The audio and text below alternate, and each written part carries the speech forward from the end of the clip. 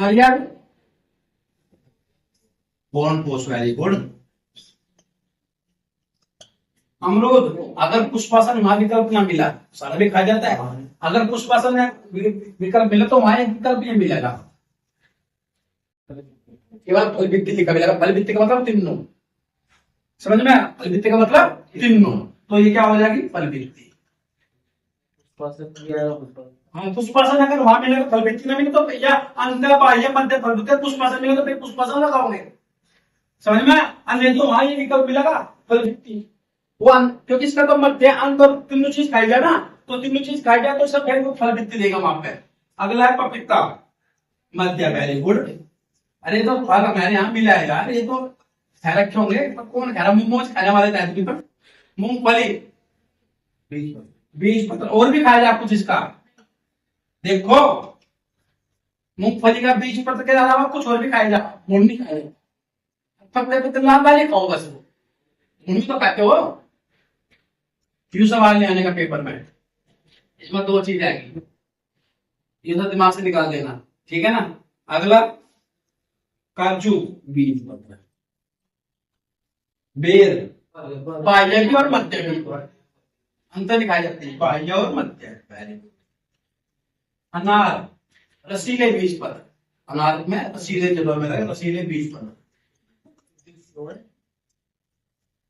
अंगूर, संपूर्ण फल भित्ति है। कटहल, यहां नोट कर लो, सहपत्र, परिदल और बीज यूनिक है। सहपत्र, परिदल और बीज, इधर नोट कर लेना, जो बिल्कुल अलग है। सहपत्र, परिदल, बीज, गेहूं,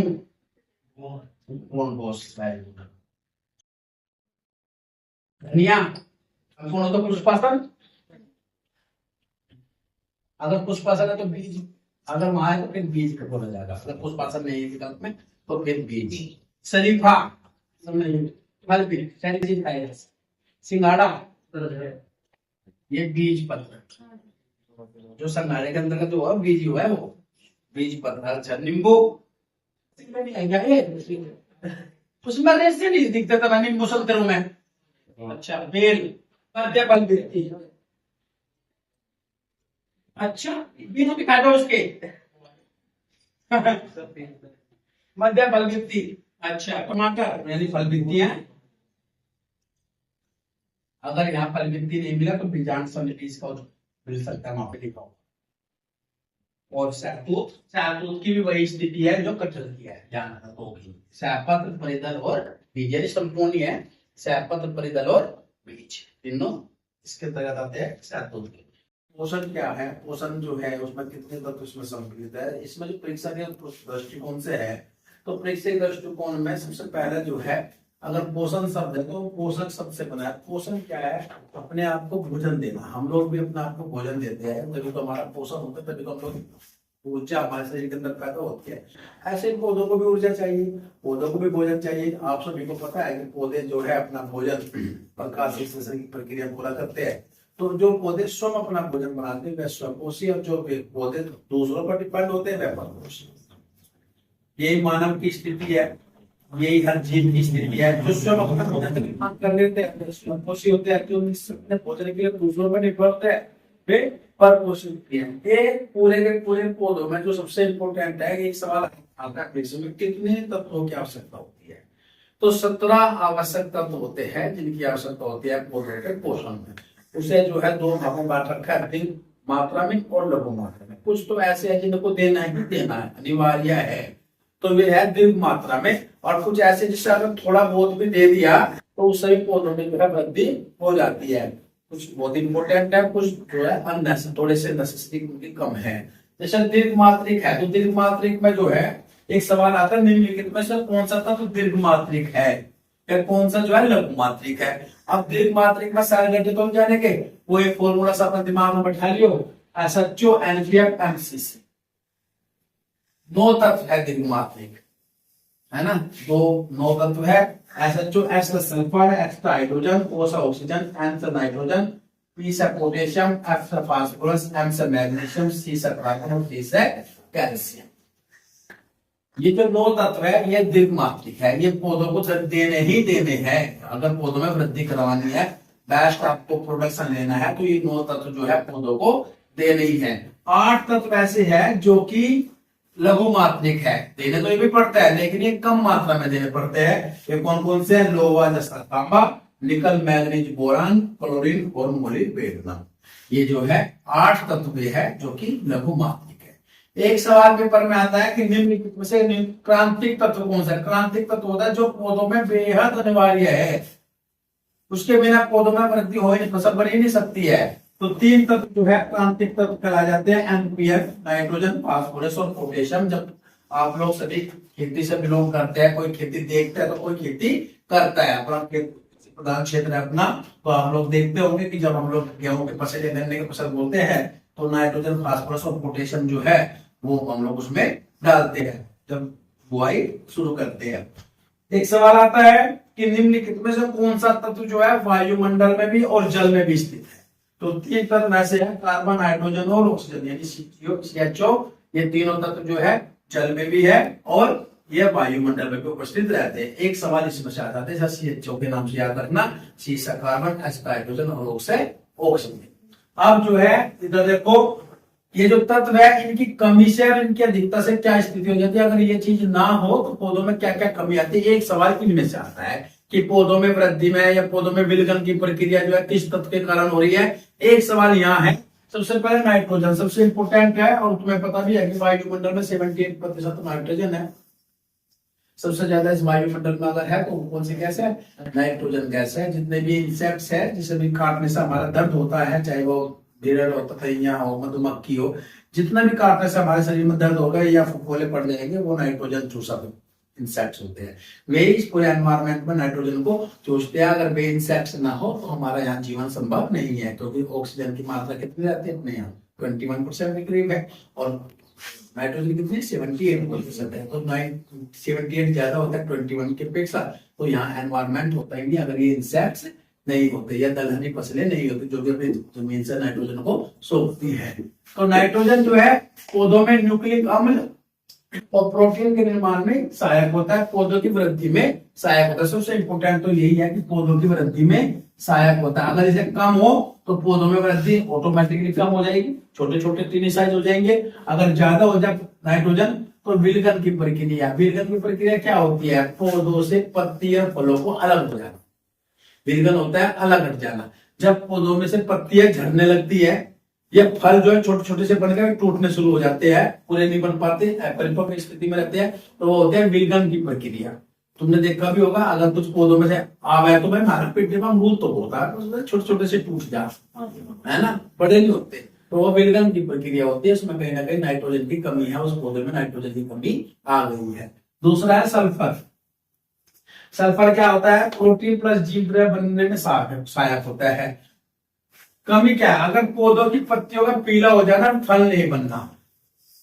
पत्तियों का पीला हो जाना, एक समय बाद पीली हो जाए, जैसे कोई भी जीव है जन्म लेता है तो वृद्ध अवस्था की ओर जाता है, वही अगर पत्ती है जब आती है तो वो भी अपनी अंतिम अवस्था तक जाती है, वहां तक पीली हो जाए तो कोई दिक्कत नहीं है। तो लास्ट स्टेज पतझड़ आया, टूट का बगल हो गई, वो तो एक नेचुरल प्रक्रिया है। लेकिन अगर छोटे छोटे पौधों पर ही आती ही पत्तियां पीली होनी शुरू हो जाए तो वहां सल्फर की कमी है, फल नहीं बनते इसमें, और दलहनी फसलों में गांठों का निर्माण नहीं होता। जो दलहनी फसलें होती है, जो दाल की फसलें होती है, चाहे सोयाबीन हो, चाहे सेम हो, चना हो, जो दलहनी फसलें है उनमें गांठों का निर्माण नहीं होता, तो गांठें नाइट्रोजन को स्थिरीकरण करती है। तीसरा है फास्फोरस। फास्फोरस से बीजाणु का निर्माण और फसलों की अपरिपक्वता, फसल पूरी नहीं पकती, है ना, ऐसी समझ में। फसल दिखेगी तो दूसरा पकी हुई सी, लेकिन वो पकी नहीं रहती। पीलापन तो लगा है, जब कुछ गेहूं है, अगर गेहूं को आप लोग देखोगे तो बाहर से दिखेगा पीलापन सा आएगा, लेकिन वे अंदर से पकते नहीं है, तो उसमें कमी है किसकी? फास्फोरस की। चौथा पोटेशियम।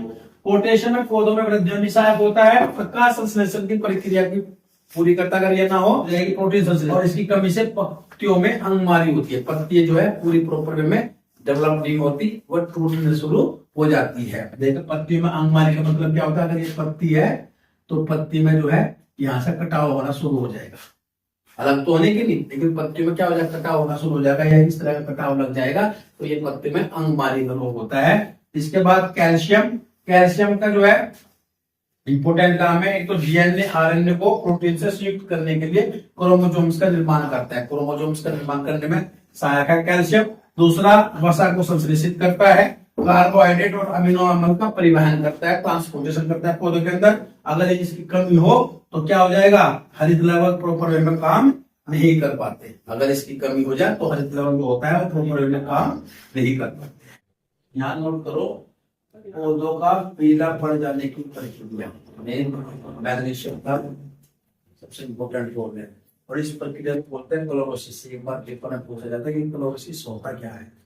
क्लोरोसिस होता है पौधों का पीलापन, हिंदी में बोलते हैं इसको हरी भिन्नता, यानी पौधे की पत्तियों में हरे रंग की कमी, उस प्रक्रिया क्या बोलते हैं, क्लोरोसिस।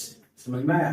उसके बाद मैग्नीज क्लोरोफिल का निर्माण होता है। जब हम लोग प्रकाश करते हैं तो जो क्लोरोफिल होता है उसके अंदर मैग्नीज तत्व होता है। एक सवाल आता है कि क्लोरोफिल के अंदर कौन सा तत्व होता है, मैग्नीज तत्व होता है। नाइट्राइट का नाइट्रेट बनाने में सहायक, देखो ध्यान रख सकते हैं, यहाँ पे नाइट्रोजन जो है यहाँ पे कितनी हमारे यहाँ 78% है, और ये गैसीय रूप में है। कोई भी पौधा जो है इसे डायरेक्ट स्वीकार नहीं करता है, समझ में। इस नाइट्रोजन को जो है ये अपने यौगिकों में टूट जाती है, नाइट्राइट और नाइट्रेट, ठीक है ना। पौधा जो है नाइट्राइट और नाइट्रेट के रूप में ही नाइट्रोजन को ग्रहण करता है, डायरेक्ट नाइट्रोजन को ग्रहण करने की ताकत पौधों के अंदर नहीं होती है, समझ में आया। और इसमें सहायक कौन सा होता है तत्व, मैग्नीज। नाइट्राइट का नाइट्रेट बनाने में सहायक, पहला वो नाइट्रेट बनेगा, नाइट्रेट से फिर वो नाइट्रेट बनेगा। जब पौधों को उस चीज को नाइट्रोजन लगता है तो उसके अंदर जाएंगे। ये जो प्रक्रिया है 3 प्रकार से होती है। एक तो पहली प्रक्रिया होती है तो ये तो है प्राकृतिक। प्राकृतिक का मतलब क्या होता है कि प्राकृतिक का मतलब जितनी भी दलहनी फसलें हमारी जो दाल की फसलें होती है वो जमीन के नीचे जो नाइट्रोजन है उसको ऑटोमेटिकली वो जो चूस लेती है, प्राकृतिक प्रक्रिया है। दूसरी आपने देखा होगा कि खेत में हम लोग ढांचा बोदक रहे थे और ढांचा 3 महीने में इतना बड़ा बड़ा हो गया, क्योंकि ढांचा क्या है, दलहनी फसल है, और फिर उस पर हैरो फिरवा दी और मिट्टी में मिक्स कर दिया, तो वो जो है खाद के कट्टे के बराबर है, फिर खाद डालने की जरूरत नहीं है। क्यों, क्योंकि उनकी काट में क्या है, नाइट्रोजन है। तो ये तो है प्राकृतिक विधि। दूसरी विधि होती है जब बारिश हो, बारिश में जो ऑक्सीजन जल है उसमें नाइट्रोजन मिक्स हो जाता है। वातावरण में तो नाइट्रोजन है, और बारिश में जो जल है, जल में ऑक्सीजन का तत्व भी होता है। तो जब जो आपका नाइट्रोजन है जब वो ऑक्सीजन से क्रिया करता है तो क्या बन जाता है, नाइट्रोजन डाइऑक्साइड, ठीक है ना। और जब नाइट्रोजन डाइऑक्साइड जो है जल से क्रिया करता है तो इसमें निर्माण हो जाता है HNO3 में निर्माण करते हैं नाइट्रिक अम्ल, जब होता है नाइट्रिक अम्ल तो इससे भी नाइट्रोजन प्राप्त होता है। वायुमंडल में बारिश होती है ना, तो उसमें जो है जल विद्युत प्रक्रिया भी होती है, विद्युत आवेश उसमें मिक्सअप होते हैं, तो बाद में HNO3 में ट्रांसफर हो जाता है। और तीसरी प्रक्रिया है विनाइट्रीकरण की, विनाइट्रीकरण। तो इन 3 प्रक्रिया से जो है नाइट्रोजन जो है नाइट्राइट और नाइट्रेट पर ट्रांसफर हो जाता है, ठीक है। इसके बाद लोहा पौधों में श्वसन प्रक्रिया में सहायक होता है। सबसे इंपॉर्टेंट है जो लोहा तत्व होता है वो पौधों में श्वसन प्रक्रिया में सहायक होता है। और लोहा अगर हम में देखें तो हमारे ब्रेन के अंदर भी लोहा पाया जाता है। क्रेब्स चक्र में सहायक, क्रेब्स चक्र क्या है, क्रेब्स चक्र वो चक्र है जिसमें सबसे ज्यादा ऊर्जा उत्पादित होती है, सबसे ज्यादा ऊर्जा उत्पादित होती है। 36 ATP अणु का निर्माण होता है क्रेब्स चक्र के दौरान, समझ में। तो पौधे के अंदर जहाँ ऊर्जा का सबसे ज्यादा निर्माण का होता है वो क्रेब्स चक्र में होता है। क्रेब्स चक्र में कौन सहायक होता है, लोहा। और इसकी कमी से भी जो है क्लोरोसिस का रोग हो जाता है। क्लोरोसिस मैंने पहले बता दिया, हरेपन में कमी हो, है ना, पीलापन अधिक हो जाना, हरेपन में कमी, क्लोरोसिस प्रक्रिया करा जाती है। तांबा श्वसन प्रक्रिया में एंजाइम में उपस्थित रहता है। जिंक इसकी कमी से पौधों की लंबाई में रुक जाती है, वृद्धि रुक जाती है, छोटे हो जाते हैं पौधे, बौने हो जाते हैं, और फल के विकास में कमी होती है, फल भी छोटे छोटे से रह जाते हैं, टीनी साइज पौधे रह जाते हैं जिंक की कमी से। बोरान शर्करा के ट्रांसलेशन में सहायक, शर्करा जो ग्लूकोज के रूप में रहती है उसको ट्रांसलेशन करने में कौन सहायक होता है, बोरान। और मोलिब्डेनम नाइट्रोजन के मेटाबॉलिक ये मिक्स है नाइट्रोजन को जब गैस को जो नाइट्रेट और नाइट्राइट में परिवर्तित होती है तो उसमें जो मेटाबॉलिज्म की प्रक्रिया होती है उसमें सहायक होगा आपका मोलिक्यूलर। कुछ चीजें यहाँ पे रोग दे रखे हैं, वैसे किताब में बहुत ज्यादा रोग दे रखे हैं, किसी कमी से कौन सा रोग हो रहा है आप उसमें पढ़ सकते हो, जैसे धान में खैर रोग जिंक की कमी से, मटर का मांस रोग मैग्नीज, नींबू का डाइबैक कॉपर, आम का लिटिल लीफ जस्ता और नींबू का ही लिटिल लीफ कॉपर। इसमें आपके किताब में जो है दुनिया भर के रोग दे रखे हैं, तत्व दे रखे हैं, वो पढ़ लेना। 1 नंबर का सवाल यहाँ से भी परीक्षा में आता है, किस तत्व की कमी से किस पौधे में कौन सा रोग होता है, ये आपको बताना है। पौधों का पोषण